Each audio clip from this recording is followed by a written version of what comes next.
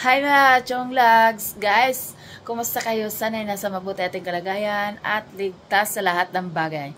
Magluto tayo ngayon ng chicken tinola. So, ayan na guys. Apoy-apoy na yung ano natin. Kawali. Lagyan na natin. Apoy-apoy, masulog. Hara-hara-hara, nakakatakot. So, nakahanda na lahat. Ito yung chicken. Lagyan natin ng sayote. At yung, of course, yung mga ricados puntos. Ito ang onion. Yung onion. Ay, ay, ay.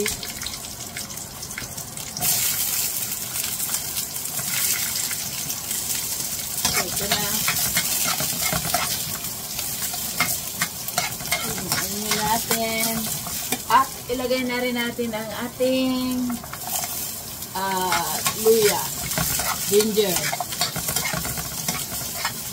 At samahan na natin ng bawang or garlic. Ayan. Pinahuli ko yung garlic guys kasi pag lalo na umuusok-usok na yung kawali. Baka masunog yung masunog ang itim. So, ayan na. Ayan natin. Ito yung version ko guys. Simple lang, pero masarap naman. Sarap. Ano naman. At,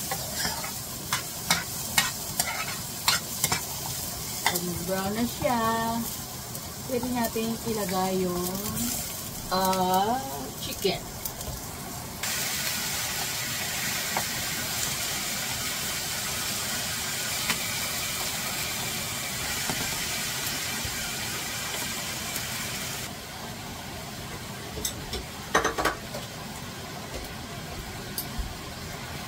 At ayan na, tinakpan na natin guys para naman mag-absorb siya.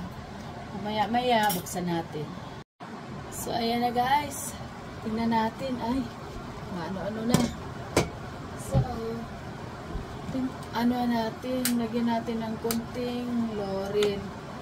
Ganyan ako guys, lagyan ko ng kunting bay leaves. Sariling version ko to guys, yung iba naman hindi naglalagay. Pero ako nilalagyan ko ng konti para maano yung amoy ng chicken. At lagyan na rin natin ng ground pepper. Lamihan natin para maanghang-anghang.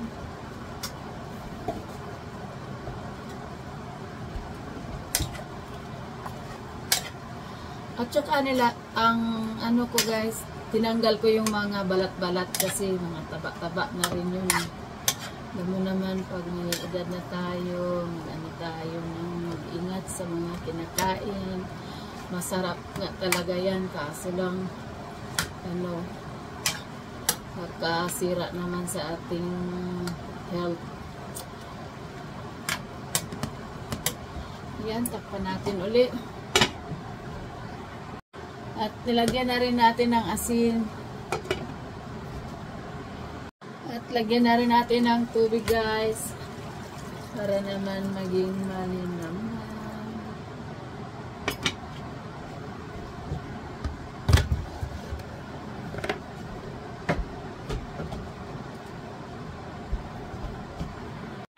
At dagdagan natin ng kunting tubig. Para masarap kasi yung sabaw. At ilagay na rin natin yung chayote. Masarap din yung papaya kasi lang wala. So ilagay na natin kasi para naman magiging malinamnam na siya. Para pagluto ng sabay-sabay na silang maluto na siya. Maluto ng chicken.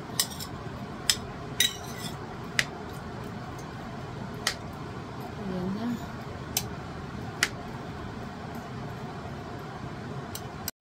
So, ayan na guys. Tingnan natin. Agoy, kumukulo-kulo na. Bango na nga guys.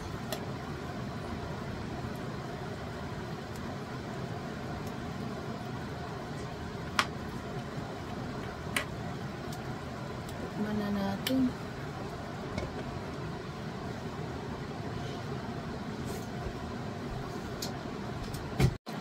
So guys, dagdagan ko ng kunting asin.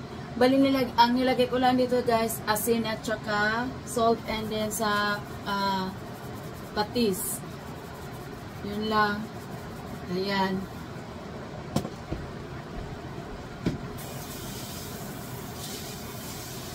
Ay, malimam na.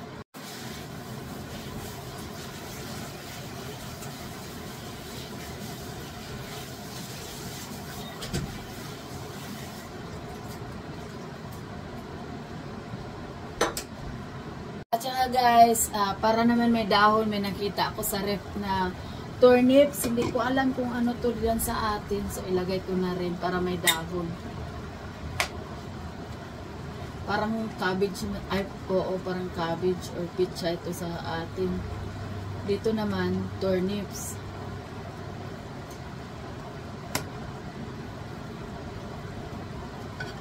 Ayan.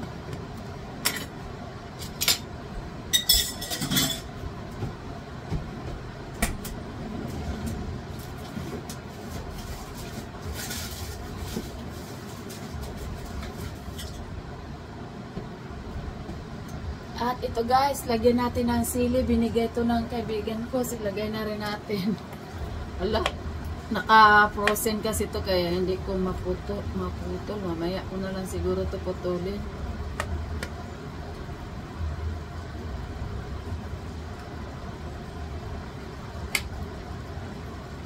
Ayan.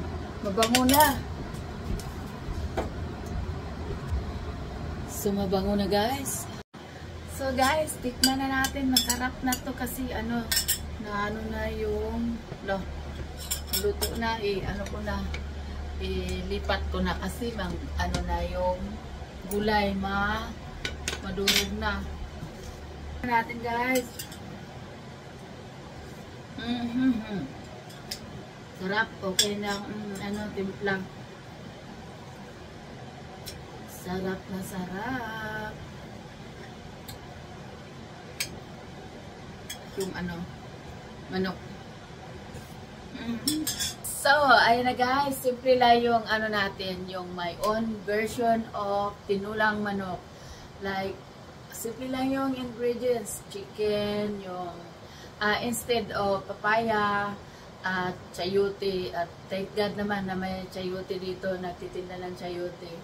At saka, wala naman tayong ibang dahon, masarap sana yung malunggay. So, turnips na lang ang pangalan nila dito guys. At least merong dahon na inilagay kahit paano. Masarap din yung sana yung dahon ng sili kung meron tayo. So, ayan, at least masarap pa rin. Okay, thank you for watching. See you in my next vlog. Bye-bye! Lagi nating tatandaan na habang may buhay, may pag-asa. See you and Merry Christmas! Bye!